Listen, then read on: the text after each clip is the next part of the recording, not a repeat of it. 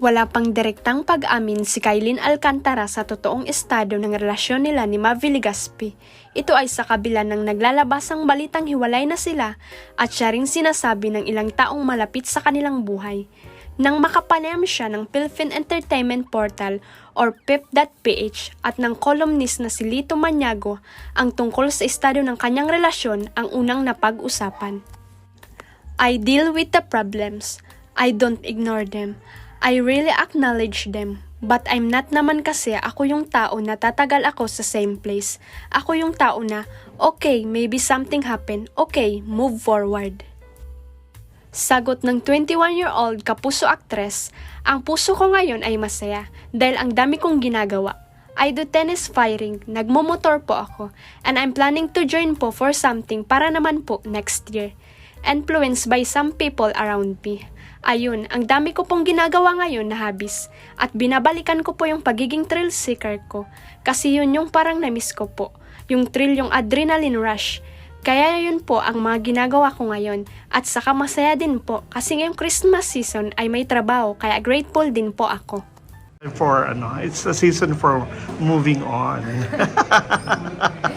Is it? Tis the season to be jolly. Pero are you moving on? What? Dito Glenn? Okay. Oh my God. Huwag na ho.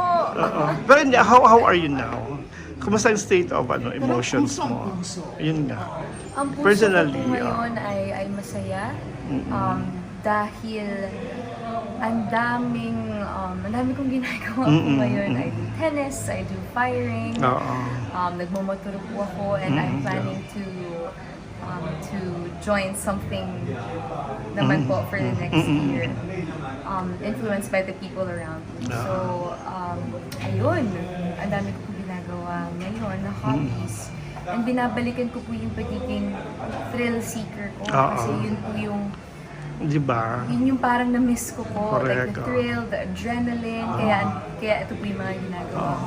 Tsaka, syempre po masaya din dahil ngayong Christmas may trabaho. So, grateful din po ako. Pero kay sa schedule mo, na isisingit mo pa. Ang alin po? Yung mga extra Curricular activities mo. Yes, oo naman po. Oo naman po. I really give time for myself to get to know myself more because I feel like utang ko yun sa sarili ko, like to take care of myself.